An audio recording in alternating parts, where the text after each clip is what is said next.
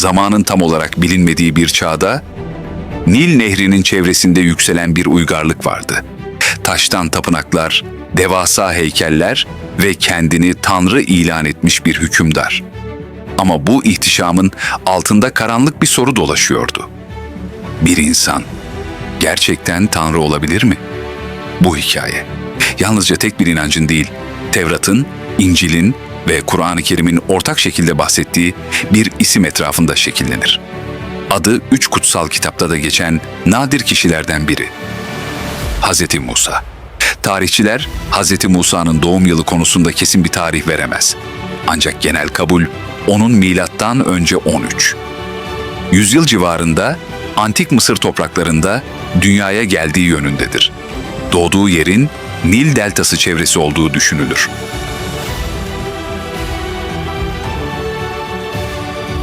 Hazreti Musa'nın gizemini anlamak için milattan öncesine gitmeliyiz. Bu dünya bugünkünden çok farklıydı. Daha hızlı çekin. Durmak yok.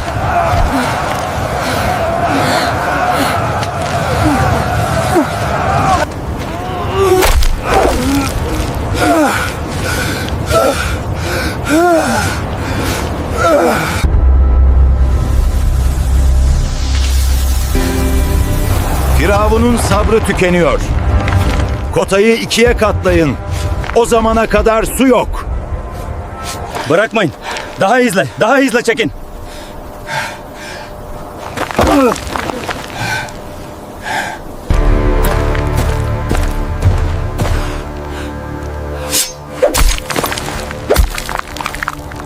Firavun gözyaşı değil, taş istiyor.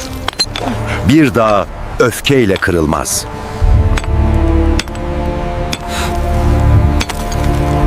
Her seferinde bir taş kırılarak. Teste. Daha hızlı çalışın. Çabuk olun, yoksa kırbaçı tadarsınız.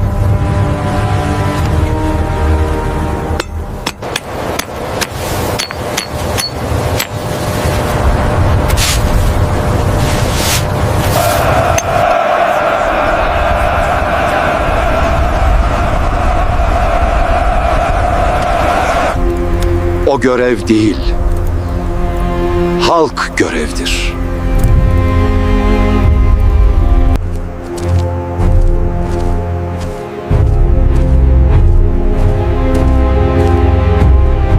Korkmam.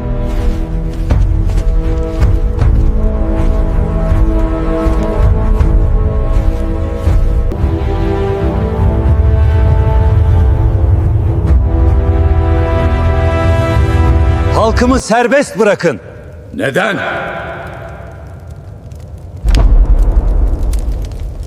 Ne söylüyor bu adam? Deli mi olmuş? Gerçekten çok komiksin Musa. Gülünç. Senin tanrın mı? Bu topraklarda Tanrı benim. Talep reddedildi. Onu dışarı çıkarın.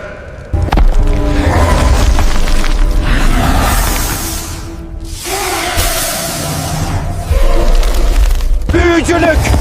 Beni korkutacağını mı sanıyorsun? Dinlemedi. Bu yüzden krallığı hissedecekti. Aman tanrım! Bu ne böyle? Kan akıyor!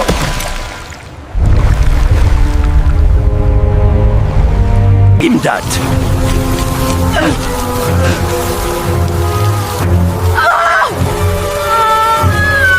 Bu ne böyle? Kalkamıyorum!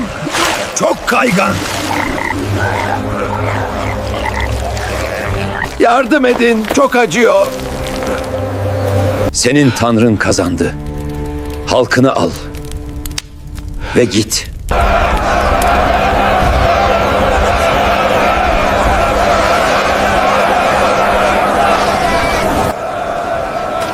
Musa, ne yapacağız?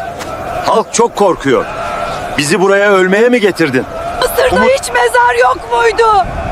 Bizi buraya ölmeye mi getirdin? Bizi çölde ölmeye mi getirdin? Kölelik daha iyiydi. Sakin olun ve kurtuluşu görün.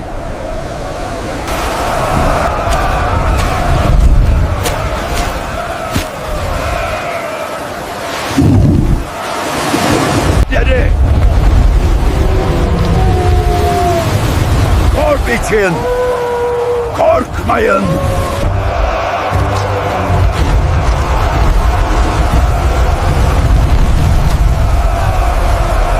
Bizi kurtarmıştı. Sadece esaretten değil, kendi korkumuzdan da. O dönemde Mısır, askeri gücü ve mimarisiyle dünyanın en güçlü devletlerinden biriydi. Ama bu güç korku üzerine kuruluydu. İsrailoğulları köleydi. Şehirler inşa ediyor, tuğlalar yapıyor ama kendi kaderleri hakkında söz söyleyemiyorlardı. Kutsal metinlerde anlatıldığına göre Firavun'u huzursuz eden bir kehanet vardı.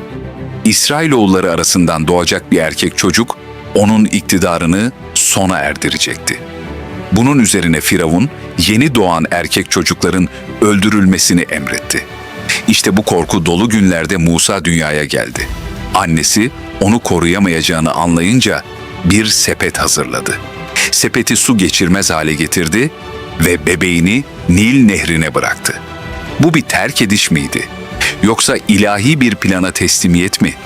Kutsal anlatımlara göre sepet Firavun'un sarayına kadar ulaştı. Ve Musa onu yok etmek isteyen gücün içinde büyüdü. Sarayda yetişti. Ama kölelerin çığlığı kulaklarından hiç eksik olmadı. Yıllar sonra Musa bir Mısırlı'nın bir İbrani köleyi öldürdüğüne tanık oldu. O an yaşanan olay kutsal metinlerde farklı ayrıntılarla anlatılır. Ancak sonuç değişmez. Musa Mısır'dan ayrılmak zorunda kaldı. Çöle gitti. Midyan topraklarına. Yıllarca çobanlık yaptı. Sessizliği öğrendi. Beklemeyi öğrendi. Ve sonra Tur Dağı. Tevrat, İncil ve Kur'an'da farklı anlatımlarla yer alan bu olayda Musa'nın yanan fakat tükenmeyen bir ateş gördüğü aktarılır. İslami kaynaklara göre bu sırada Allah Musa'ya hitap etmiştir. Bu nedenle Musa, Kelimullah yani Allah ile konuşan peygamber olarak anılır. Bu konuşmanın nasıl gerçekleştiği, bir ses mi yoksa vahiy mi olduğu insan idrakinin ötesinde kabul edilir. Musa'ya bir görev verildi. Firavun'a gitmesi ve halkını serbest bırakmasını istemesi. Bir çoban, bir imparatorun karşısına çıktı. Elinde bir asa vardı. Ama arkasında ilahi bir çağrı. Firavun bu çağrıyı reddetti. Kendini Tanrı olarak görüyordu. Geri adım atmadı. Kutsal kitaplarda anlatıldığına göre bunun ardından Mısır'da ardı ardına felaketler yaşandı. Nil'in sularının değişmesi, böcek istilaları, hastalıklar ve karanlık. Bu olayların mucize mi yoksa dönemin doğal afetleriyle mi bağlantılı olduğu tarih boyunca tartışıldı. Firavun son ana kadar direndi. Ta ki o geceye kadar. Kutsal anlatımlara göre Musa'ya halkını alıp Mısır'dan çıkması emredildi. Gece yarısı başlayan bu yolculuk korkuyla, belirsizlikle ve umutla doluydu. Firavun kararından döndü. Ordusunu topladı ve onları takip etti. Önlerinde deniz vardı. Kutsal metinlerde bu deniz, Kızıl Deniz, İbranice Yamsuf olarak anılır. Arkalarında Firavun'un ordusu. Kutsal metinlerde anlatıldığı şekliyle Allah'ın izniyle denizden bir yol açıldı. İsrailoğulları bu yoldan geçti. Firavun ve ordusu peşlerinden girdi. Ve ardından sular kapandı. Bir imparatorluk çöktü. Hz. Musa ne bir kral oldu ne de bir saray kurdu. Ama adı Tevrat'ta geçti, İncil'de geçti, Kur'an-ı Kerim'de geçti.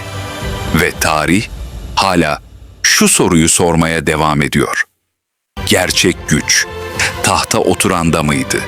Yoksa inandığı çağrıdan vazgeçmeyen mi?